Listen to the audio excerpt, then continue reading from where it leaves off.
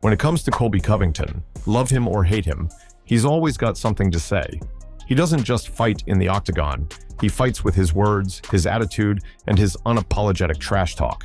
Dustin, you're a fucking coward, your wife's a hoe, and she has fake tits on her chest, and you're a piece of shit father.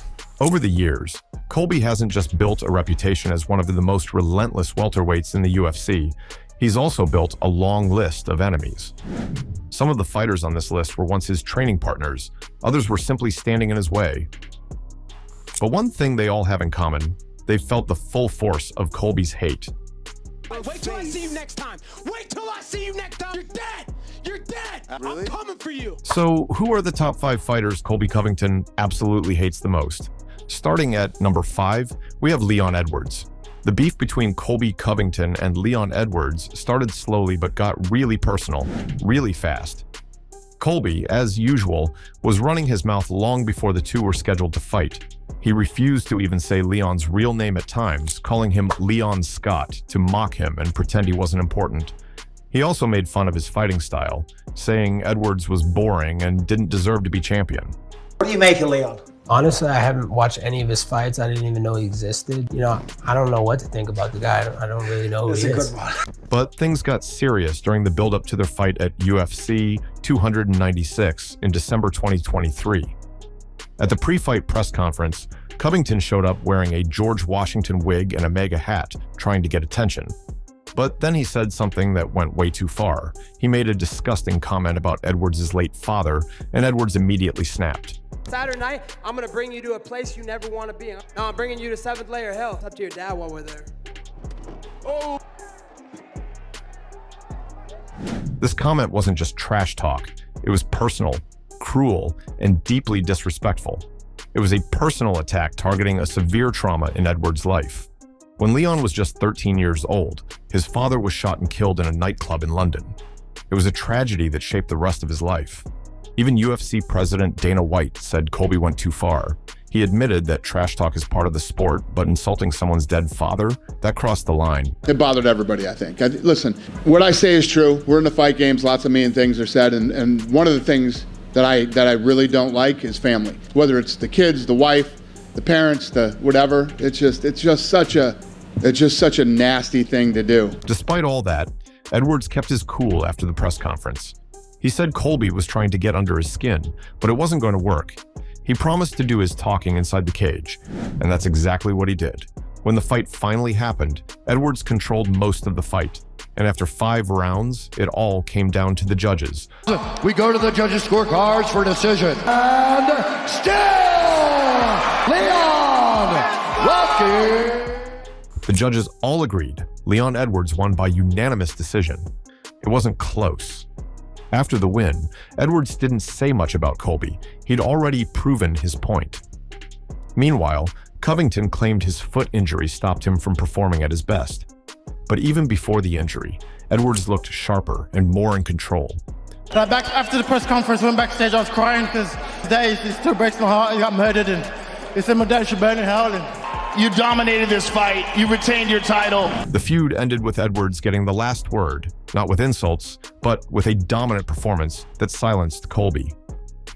Moving on to number 4 on the list is Kamaru Usman. Colby Covington and Kamaru Usman didn't just fight each other inside the UFC Octagon. They carried one of the biggest and most personal rivalries in UFC history, and it all started with words. Covington was known for talking trash, and when Usman became champion in 2019, Colby turned his attention straight to him. He started calling Usman Marty Fake Newsman, accusing him of cheating and even using performance-enhancing drugs like EPO. He's been doing EPO his whole career. It's so obvious, you know, his chemical imbalance in his body. You know, he's got the pimples all over his back, all over his face. You're a 35-year-old man. You're not going through puberty and you're in your teens anymore. You should not be having that chemical imbalance and that breakout, you know. Usman denied everything and said Colby was just desperate for attention. The build-up to their first meeting at UFC 245 was filled with some of the nastiest trash talk ever seen.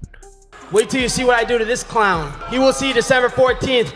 December 14th, only on pay-per-view. I'm detaching this little clown from my coattails.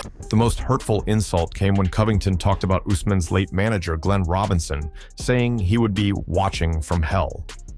I know you gave Glenn a heart attack for all those years you were ducking me, so don't worry, he'll be watching from hell on December 14th. Through all of this, Usman stayed surprisingly calm. He refused to get into a screaming match with Colby. He said that Colby's words were just noise and that he would make him pay for his disrespect inside the Octagon. When they finally fought in December 2019, everyone expected a wrestling match between two of the best wrestlers in the division.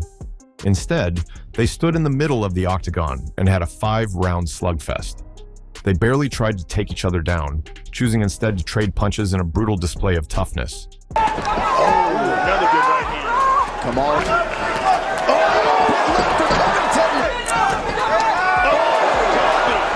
The fight was incredibly close. Then, in the 3rd round, Usman landed a huge punch that broke Covington's jaw. Wait, hold it. So we want to go More time. Look at this. You can't, hey, listen. You could even hear Colby tell his corner that his jaw was broken, but he refused to quit. He kept fighting for 2 more rounds with the painful injury. In the 5th and final round, Usman's power was too much. He knocked a tired and injured Covington down to the canvas. After Covington got back up, Usman swarmed him again, knocking him down a 2nd time and forcing the referee to stop the fight with less than a minute left. Him trying to put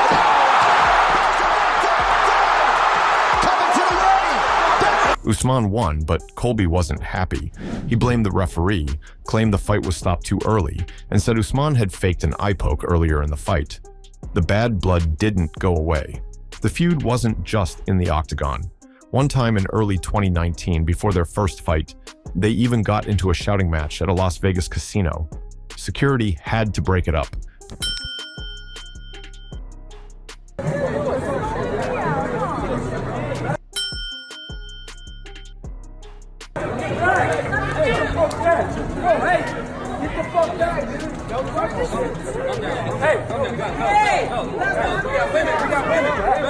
We got women, we got kids in line. We got women, we got kids in line.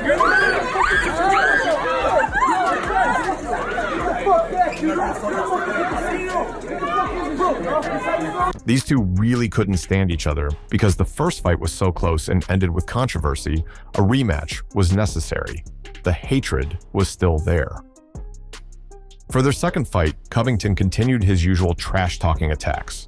Up and protested it right away. That was a fake stoppage, fake ref, fake fight. Wait till I see you next time. Wait till I see you next time, Marty Fake Newsman. You're dead. At the press conference and weigh-ins, things nearly turned physical again. They shoved each other, shouted insults, and had to be separated by UFC staff. Their second fight in November 2021 was another classic. After 5 hard rounds, the fight went to the judges. They all scored the fight for Kamaru Usman, giving him a clear but hard-fought victory. What happened after the fight shocked everyone. After nearly 50 minutes of trying to knock each other out and years of hateful words, the rivalry seemed to melt away. Usman walked over to Covington, and they shared a private word. I like that. Good job, gentlemen. Good job. All right, go kiss later. Go back to the corner. Go ahead. Covington, dropping his villain character for a moment, seemed to acknowledge Usman's skill as well.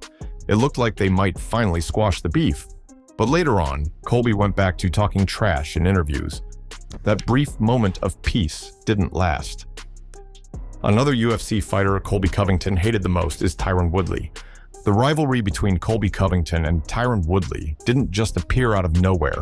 It started years before they actually fought each other. At one point, both of them trained at the same gym, American Top Team. Back then, Woodley was already an established fighter and Colby was still making his way up. In those early days, they trained together, but that's where the tension began. Colby would later claim that he dominated Woodley during sparring sessions. He told people he broke Woodley in the gym and made it sound like he was already better than him back then. Theo bitch, what happened between that sparring session between me and Tyron? Me just beating him up, man. Just getting in the clinch, putting him in a phone booth, beating him up, getting him tired, making those muscles work, getting the oxygen and blood to his muscles. So he got so tired, man. We were supposed to spar 5 rounds. He only wanted to go 2. He quit. He quit after 2. And that's the same thing that'll happen if we fight in the UFC Octagon. He will quit within 2 rounds. Woodley, on the other hand, completely disagreed. He said that Colby was just making up stories for attention and that he actually used to overpower Colby in training. According to Woodley, Colby stormed out of one sparring session almost crying after getting handled easily. I talked to Dean. I said, Dean, you know what? I'm going to take him down and watch how he reacts. And I tortured him for the whole practice. He ran off the mat, basically crying, storming off. And I have people that are willing to come forth and testify to the training camp. Whether that's true or not, one thing was clear. These two didn't like each other, and the bad blood was very real. As time went on, the tension between them only got worse. By 2017, Colby was on a big win streak. He was calling out Woodley for a title shot and insulting his character. He began trash-talking him hard, saying Woodley's fighter IQ was low, calling him embarrassing, and claiming he was only using talk to get attention. Woodley fired back, saying Covington makes the sport look horrible, and that he was a disgrace to MMA. But when you disrespect my division, you disrespect the sport, you disrespect the team that I fight for, and also just the human race, you're an embarrassment to all of the above. Despite all the noise, a fight didn't happen right away. Covington kept pushing, saying he had beaten Woodley in sparring and demanded the matchup. Woodley turned it down, saying he had bigger goals and accused Colby of just wanting attention. DanaWhite and the UFC tried to make the fight happen several times, but it never stuck. First, Colby took interim fights, then Woodley moved on. But finally, in September 2020, the UFC booked the fight as a main event. It was set for UFCFightNight on September 19th, and it felt like years of trash talk were about to be settled. The buildup was full of tension. Colby kept attacking Woodley in interviews. You know, I think the fight's going to speak for itself. I think that the fans are going to speak up, and they're going to realize the way I finish Tyron Woodley and the way I leave him motionless inside that octagon, there will be no doubt who the best fighter in the world is. Woodley didn't say much leading up to the fight, but when he did speak, he made it clear he wanted to shut Colby up once and for all. When Fight Night came, though, things didn't go as Woodley planned. From the very first round, Colby was in control. He kept throwing strikes, mixing in takedowns, and wearing Woodley down slowly over the course of the fight. Woodley tried to land big shots, but he never really found his rhythm. In the 5th round, things went from bad to worse. Towards the floor, and he's got to lift. He's got to turn to the left. Now, perhaps a rib injury for Tyron Woodley. But it turned out he had injured his rib badly, possibly a fracture. The referee stopped the fight right away, and Colby was declared the winner by 5th round TKO due to injury. Their feud didn't cool off after the fight. Colby kept talking, saying he retired Woodley and that he was never that good in the first place. Tyron wasn't the only one from American Top Team that Colby had issues with. In fact, he had problems with 2 other big names from the same gym, and one of them was Dustin Poirier. At one point, Colby Covington and Dustin Poirier were teammates at American Top Team in Florida. They trained in the same gym, shared the same space, and even helped each other grow as fighters. Colby has said many times that he helped Dustin with wrestling, gave him advice on contracts, and even saw him like a little brother in the early days. But things began to change when Colby started acting more like a character in the spotlight. Dustin felt that Colby's trash talk crossed the line, especially when he started attacking teammates publicly. According to Colby, Dustin began pushing for the gym to kick him out. He felt betrayed, saying that after all the help and support he gave Dustin, Dustin was now turning his back on him. You know, we have a history that goes back almost 10 years. We used to train at a gym in South Florida. You know, we trained blood, sweat, and tears for 10 years together. I helped him so many times, so I'd help him, you know, be a well-rounded fighter. And then one day, he just decided to turn his back on me. Things got much worse when Covington started aiming his insults directly at Poirier. He didn't just talk about Dustin's fighting skills. He made it deeply personal. He called Poirier a charity case, making fun of his Good Fight Foundation, a charity that Poirier is very passionate about. Covington even cruelly suggested that Poirier use the charity for his own gain. And Dustin Doofus Poirier, because he's a soy boy. That's why I say Poirier, because he's a soy boy. The guy's a complete clown. He claims, oh, I'm doing this Good Fight Foundation. It's for the people. I'm trying to get back. No, it's not. You told me when we were at ATT, you did that foundation because it's a tax write-off for your business in the UFC. So the most offensive attacks, however, were aimed at Poirier's family. Covington repeatedly brought up Dustin's wife, Jolie, in his insults, making disrespectful and false claims about her. He even used Poirier's young daughter as a prop in his trash talk, calling her a prop for her father's fake nice guy image. Dustin, you're a fucking coward. Your wife's a hoe, and she has fake tits on her chest, and you're a piece of shit father. For Dustin Poirier, this was the ultimate betrayal. He is a devoted family man, and Covington's decision to insult his wife and child crossed a line that could never be uncrossed. Poirier made it clear that their issues were no longer about sport. It was now personal. In fact, he said he will never fight Colby in the UFC, because if he does, he will most likely kill him. I'll never fight Colby in an octagon. If I fight Colby, we're both going to jail. I'm going to jail. However, fans kept talking about the possibility of a fight. There were rumors that Dustin would move up to welterweight to settle the score. Colby even pushed for it, saying it would be one of the biggest fights ever between two former teammates, but Dustin refused. He made it clear that even if he hated Colby, he wasn't going to give him the attention he craved. Their feud is still alive today. There's no handshake, no apology, and no closure. It's one of those rivalries that feels real because it didn't come from a fight. It came from friendship, betrayal, and a complete breakdown of trust. Now, let's talk about the UFC fighter Colby Covington hates the most. And that's Jorge Masvidal. He takes the #1 spot on this list. Colby Covington and Jorge Masvidal weren't always enemies. In fact, they were once like brothers. They trained together at American Top Team, ATT, lived together as roommates, and helped each other improve as fighters. Jorge even let Colby stay in his apartment when he had nowhere to go. They had each other's backs and were always seen joking around, smiling in interviews, and calling each other best friends. I was living up at American Top Team. I had an apartment over there for like about a year and change. He broke his hand. His girlfriend had fucking kicked him out of the place because he had given her fucking herpes and shit. No, I'm dead ass serious. So he had like nowhere to fucking live. So he asked if he could crash on my couch. I was like, yeah, fuck it, bro. We're both on this journey together. We train together. We play poker together. Fucking this and that. So I basically fed this dude for a fucking year. How soon into Colby's time at American Top Team did he and Jorge Masvidal start to develop a relationship? Pretty much from day one. You know, they just somehow or another were attracted to each other. Maybe opposites attract. But they struck up a friendship pretty quick. George took him under his wing. George was already a veteran. And I guess they realized that Colby could up George's wrestling and George could up Colby's striking. So they hit it off pretty good. But everything changed when Colby decided to change to that ruthless trash talker we would later know him for. He talked trash about fighters, insulted fans, and said whatever he could to get people talking about him. It worked. Colby became a headline machine, but it also caused problems, especially inside the gym. Jorge didn't like this new version of Colby.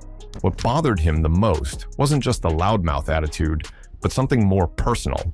According to Jorge, Colby owed money to one of their coaches, Paulino Hernandez, who helped Colby during his rise. Jorge said Colby refused to pay him after winning the interim title. It first started off with this piece of shit not paying my coach $12,500 for a fight that my coach coached him his whole career. Then when he had the chance to finally pay back the $12,500, he didn't. So I went out there and paid my coach out of my own pocket. So since then, it was already like, I'm gonna fuck you up at some point. Not long after that, Colby left AT and joined a different team. Even after going their separate ways, the bad blood didn't go away. The media loved the drama, and fans kept asking, when are these two going to settle it in the cage? That moment finally came at UFC 272 in March 2022. The build-up to the fight was intense. You know so much about politics, let's hear it. No, but I know about breaking your face, bitch. The fight wasn't for a title, but the tension between them made it feel just as big. For 5 rounds, Colby used his wrestling to control the fight. Jorge had a few good moments, especially when he rocked Colby with a punch in the 4th round. But overall, Colby was the better fighter that night. He won by unanimous decision. Place on the biggest stage possible. There's a lot of emotions here, and they have to manage that. Early left hand offering from Covington misses. Yeah, he really did. There's a bit of a wobble to that leg. And just when people thought it was over, things got worse. 2 weeks after the fight, Colby was eating dinner at a steakhouse in Miami. Suddenly, Masvidal showed up outside. According to reports and security footage, Masvidal ran up to Colby, punched him in the face twice, and then ran off. One of the punches chipped Colby's tooth and scratched his wrist.